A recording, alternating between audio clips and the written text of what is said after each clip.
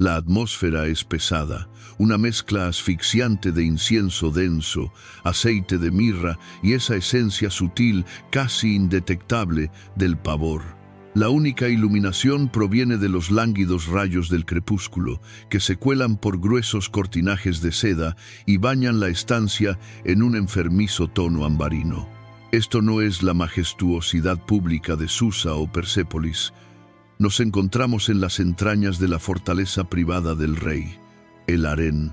Los dedos de una sirviente se deslizan con agilidad sobre una piel tersa, ungiéndola con aceites aromáticos. Sus manos tiemblan, pero no es a causa del frío. La joven preparada para el encuentro es casi una niña. Sus clavículas se marcan, frágiles, bajo el delicado velo. Ella ignora si es la número 100 o la milésima. Las cifras carecen de sentido en este laberinto. Solo una certeza ocupa su mente. Una verdad que le hiela la sangre en las venas. El hombre que aguarda en la cámara contigua no es meramente el rey de reyes. No es solo el soberano de millones de almas desde la India hasta Grecia, ni únicamente la encarnación terrenal de Ahura Mazda. Él es también su propio padre. De cara al mundo, el imperio persa era la maravilla de su tiempo, una maquinaria colosal de conquista y gobierno. Jerjes I, el rey de reyes, ostentaba riquezas que desafiaban la imaginación y un poder absoluto sobre la vida y la muerte. Sin embargo, el poder, al volverse ilimitado, no se contenta con gobernar territorios, también corrompe el alma, demandando transgresiones cada vez más atroces para sentirse vivo. Y tras los muros recubiertos de oro, en las cámaras vigiladas por eunucos, donde la ley de los hombres no tenía jurisdicción, el poder absoluto se había metamorfoseado en depravación absoluta. Esta no es una crónica de grandes batallas, es un capítulo de la historia oscura, el relato de una prisión vestida de seda y de un crimen sepultado por el propio árbol genealógico, un secreto que los historiadores griegos de la antigüedad apenas se atrevían a susurrar y que jamás osaron escribir con claridad. Para entender la decadencia de Jerjes, es crucial desentrañar la maquinaria que lo forjó. El harén real persa no era un mero lugar de placer, era una compleja institución política, un estado dentro del estado, que funcionaba con sus propias leyes ocultas, un pilar de su historia oscura. Cuando Jerjes heredó el trono de su padre, Darío el Grande, no solo recibió territorios, sino que también heredó este intrincado sistema de control. El harén era, en esencia, una herramienta de poder. Se encontraba en las profundidades del palacio, diseñado de tal forma que nadie pudiera entrar sin autorización y, más importante, nadie pudiera escapar. Pasillos largos e interminables, imponentes puertas de cedro y jardines interiores donde la propia luz del sol parecía quedar prisionera. En su interior residían cientos de mujeres, un mosaico viviente de las conquistas de Persia.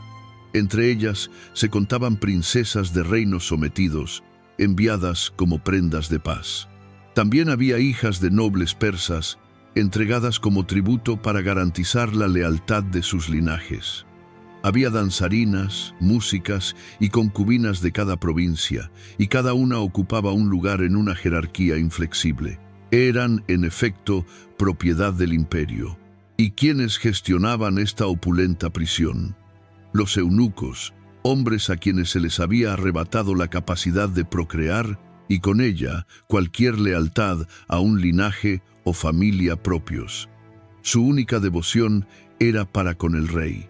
Eran los administradores, los espías, los guardianes y, en ciertas ocasiones, los ejecutores. Regulaban el acceso, los alimentos, las joyas, el calendario de visitas y, crucialmente, controlaban la información, el bien más preciado. Cada mujer que ingresaba al harén se sometía a un meticuloso proceso de adiestramiento. Se les instruía en las artes de la seducción, la música, la danza y la conversación elegante. Algunas, por medio de la intimidad, Lograban influir en las decisiones del rey, pero se trataba de un juego letal donde la competencia era encarnizada. Un susurro oportuno podía catapultar a una mujer al rango de esposa principal. Una mirada errónea, en cambio, podía sellar su sentencia de muerte instantánea. Era un universo de conspiraciones sigilosas, de sonrisas fingidas y dagas ocultas entre pliegues de seda. Constituía la prisión perfecta, una jaula dorada donde a sus prisioneras se las ataviaba con las telas más exquisitas y se les deleitaba con los manjares más selectos, pero a cambio habían perdido para siempre su albedrío. Y dentro de esa misma jaula, una nueva tragedia había comenzado a gestarse, una que ni los propios arquitectos del sistema pudieron anticipar por completo. Fue en ese preciso momento cuando los niños comenzaron a nacer dentro de aquellos muros. Si una concubina del harén concebía y daba a luz a una niña, el destino de esa criatura quedaba sellado desde su primer bajido. Estas niñas, descendencia biológica de Jerjes, crecían confinadas en los mismos muros que encarcelaban a sus madres. Eran princesas sin estatus alguno. A diferencia de las hijas de las esposas principales, no se las preparaba para alianzas matrimoniales dinásticas con príncipes foráneos o nobles persas. Su posición flotaba en una aterradora ambigüedad, un limbo social, portadoras de sangre real, pero tratadas como una pieza más de la colección del harén. Su mundo desde la infancia fue este intrincado laberinto. Veían a sus madres y a centenares de otras mujeres vivir en una espera perpetua, aguardando la llamada del rey. Respiraban la atmósfera opresiva de rivalidad, celos y sumisión. Esta es una faceta sombría de su adoctrinamiento, una pieza clave de su historia oscura. Aprendían a caminar, a hablar, a utilizar su mirada, pero por encima de todo, aprendían la obediencia ciega. Se les inculcaba que sus cuerpos no eran suyos, sino que pertenecían al imperio, y el imperio era el rey. Mientras tanto, el mismo hombre que las había engendrado estaba transformándose. Jerjes, después de sus catastróficas derrotas militares frente a los griegos, en especial en la batalla de Salamina, se tornó cada vez más paranoico y déspota. Había intentado conquistar el mundo exterior y había fracasado estrepitosamente. Ahora se replegaba hacia su interior, decidido a reinar como un dios absoluto sobre el único mundo que controlaba por completo, el harén. Es aquí donde la psicología del poder ilimitado comienza a corromperse, cuando puedes obtener cualquier cosa que desees de forma instantánea. La gratificación se vuelve monótona. Cuando centenares de las mujeres más hermosas del imperio están dispuestas a someterse, la belleza se vuelve trivial y la sumisión pierde su encanto. El poder absoluto ya no busca la satisfacción, sino que anhela la transgresión. Necesita estímulos más potentes, nuevas fronteras que profanar, solo para sentir que sigue siendo absoluto. Los historiadores griegos, como Heródoto, dejaron constancia de las primeras señales de alarma, relatando la obsesión de Jerjes por la esposa de su propio hermano, Masistes. Al ser rechazado, el rey desvió su atención hacia la hija de ella, su propia sobrina, forzándola a una relación. Un patrón siniestro, un capítulo más en la historia oscura de su reinado, comenzaba a tomar forma. Los límites de la familia, de la sangre, empezaban a desvanecerse en la mente de un hombre que se creía una deidad. Para Jerjes, todo y todos eran simplemente una extensión de su propia voluntad. Él gobernaba naciones, poseía mujeres y, de una forma aterradora, poseía a los hijos que él mismo creaba. Conforme sus hijas nacidas en el harén alcanzaban la pubertad, la ambigüedad de su estatus se transformaba en una condena. No se las enviaba a contraer matrimonio, no se les permitía marchar, eran retenidas para un propósito inconfesable. Quedaban a merced del hombre que les había dado la vida. Los eunucos eran testigos, las sirvientas cómplices mudas, Sus propias madres lo sabían y se consumían en un horror silencioso, pues en el harén el silencio era la única armadura para sobrevivir. Quienquiera que osara pronunciar una palabra, incluso un murmullo, se desvanecía sin dejar rastro. La maquinaria del control era implacable y perfecta, diseñada para sepultar los secretos del rey bajo un manto de terror. La transgresión dejó de ser una sombra para convertirse en una práctica cotidiana. El historiador griego Ctesias, quien ofició como médico en la corte persa y tuvo el raro privilegio de acceder a los archivos reales, insinuó los abismos de esta corrupción. Aunque sus escritos solo nos han llegado en fragmentos, sus crónicas pintan un cuadro de extrema decadencia moral, una verdadera historia oscura, un mundo donde los tabúes más siniestros eran la norma dentro de los muros del palacio. Para las jóvenes princesas, la coacción era total e ineludible. ¿Cómo oponerse al hombre que era a la vez su padre, su monarca y su divinidad en la tierra? Eran cautivas nacidas en una jaula de oro, criadas para el deleite de su propio carcelero. El sistema no solo lo consentía, sino que lo orquestaba activamente. Los eunucos, cuya existencia misma se definía por cumplir los caprichos del rey, eran los instrumentos que preparaban y entregaban a estas jóvenes. En aquella transacción no existía la moral, solo una fría logística. La propia arquitectura del harén era cómplice del secreto. Aposentos aislados, conectados por corredores secretos, garantizaban que los sucesos en las estancias privadas del monarca permanecieran ocultos a los ojos del resto del palacio. Jerjes, en la soledad de su poder absoluto, ya no veía personas, sino meros objetos para su placer.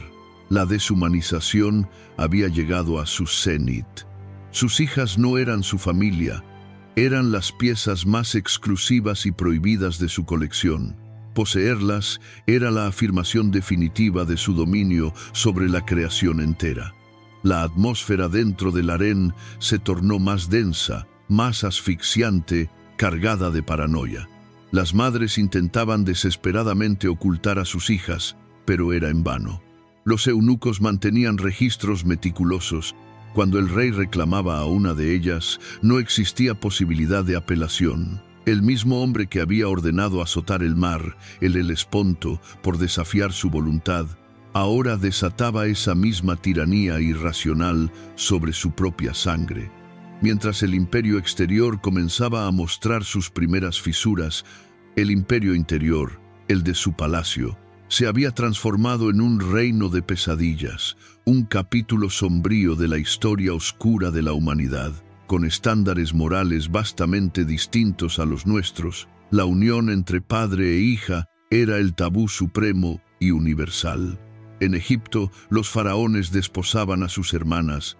En la misma Persia, la costumbre del cuédoda, o matrimonio consanguíneo, podía tolerar uniones entre primos e incluso entre medio hermanos para conservar la pureza del linaje.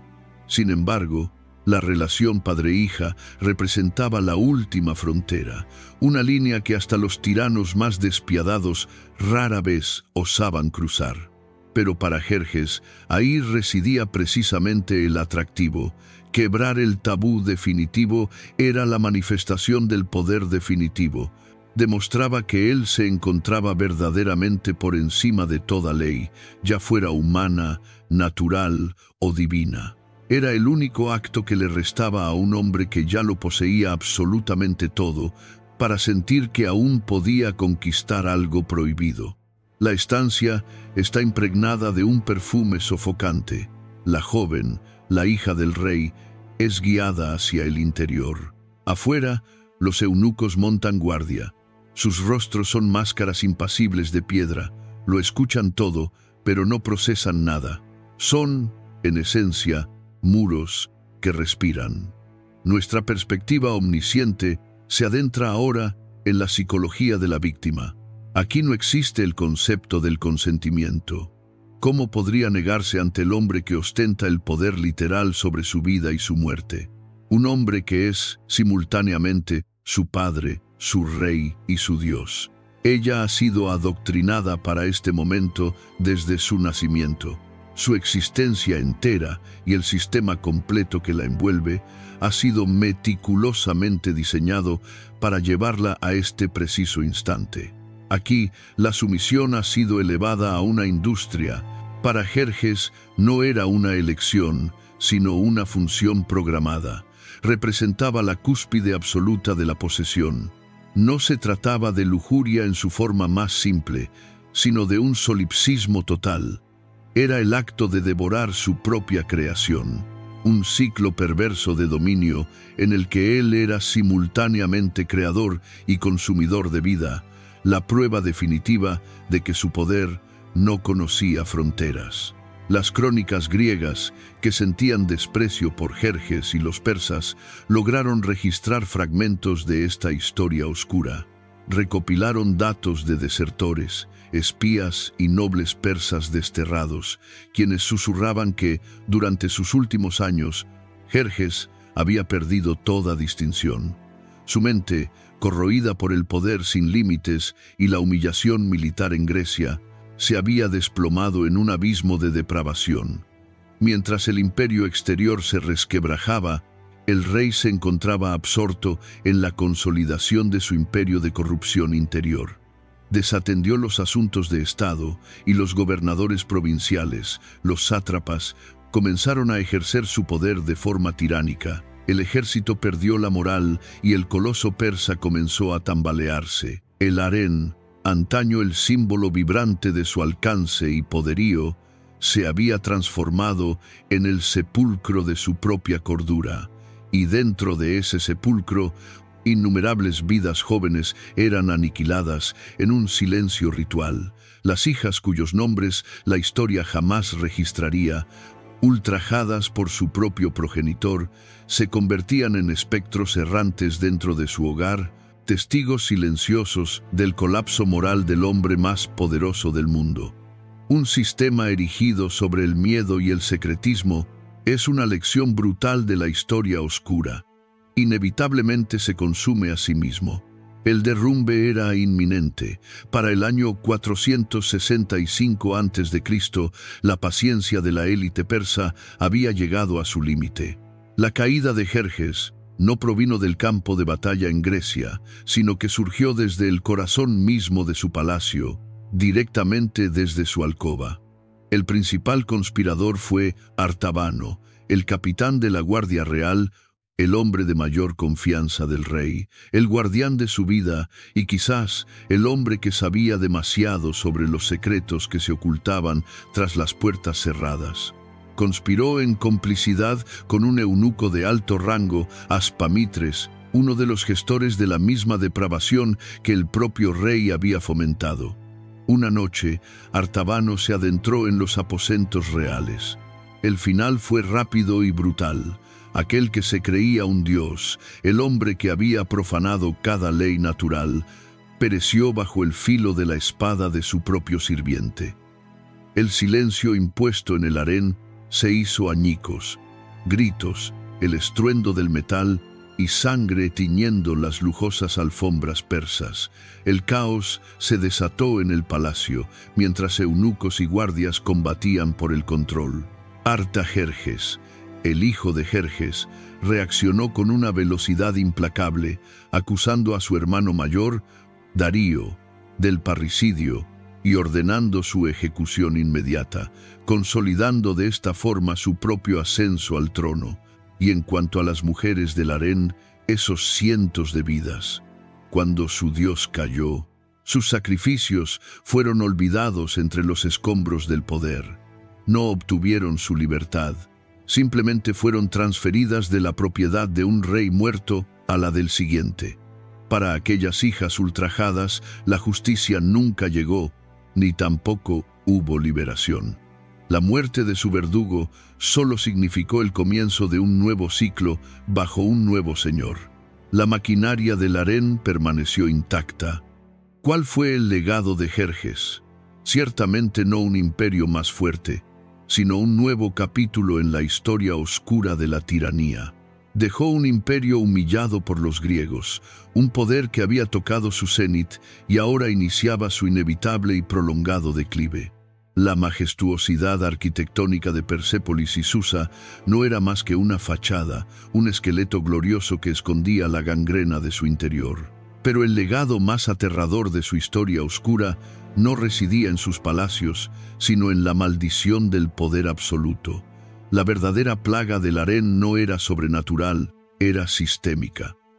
Un mecanismo diseñado para arrebatarle la humanidad a todo un grupo de personas, las mujeres, y para investir de un poder casi divino a un único hombre. Y dentro de esa maquinaria, la tragedia no era una posibilidad, era una consecuencia inevitable. El poder absoluto es un veneno que se transmite de generación en generación, un mal hereditario que pasa de rey a rey, corrompiendo cada linaje. Dicen que la historia la escriben quienes ganan las guerras, y por eso recuerdan los nombres de Jerjes, de Artajerjes y de Alejandro Magno, el conquistador que finalmente reduciría Persépolis a escombros y cenizas. Pero esa misma historia se niega a registrar el nombre de una sola de las hijas que Jerjes engendró dentro del harén. Ellas están condenadas al anonimato eterno, son solo sombras en los anales, las cifras mudas que revelan el verdadero precio del poder. Su memoria apenas sobrevive como un eco deformado, como susurros grotescos en los escritos de quienes los conquistaron, un recordatorio de que las atrocidades más grandes no siempre se cometen en el campo de batalla, sino a puerta cerrada, en aposentos sellados, resguardadas por el silencio y la complicidad de todo un imperio. La historia oscura de Jerjes y su harén no es solo un relato macabro de la antigua Persia, sepultado hace 2500 años. Es una advertencia atemporal sobre la naturaleza del poder sin límites. Los muros de piedra de Persépolis se han derrumbado, pero los harenes invisibles se siguen construyendo a nuestro alrededor. Surgen en cualquier lugar donde el poder se concentra sin contrapesos, donde la transparencia es negada y donde a un grupo de seres humanos se les despoja de su dignidad para ser tratados como simple propiedad. La historia oficial es el relato de los gobernantes. Nosotros solo conocemos la versión que ellos decidieron legar a la posteridad. La verdad de las víctimas, los secretos de las alcobas prohibidas, casi siempre quedan enterrados para siempre. ¿Cuál crees que es la verdad más impactante de la historia oscura de las antiguas dinastías que los relatos oficiales han intentado sepultar? ¿Qué otras atrocidades han quedado olvidadas bajo el polvo dorado de los grandes palacios? Déjanos tu comentario. ¿Qué relatos prohibidos te gustaría que desenterráramos? La historia no la escribieron sus víctimas, pero es nuestro deber encontrar sus voces perdidas. Comparte este video y ayúdanos a arrojar luz sobre esos rincones oscuros que el poder siempre ha luchado por mantener en secreto.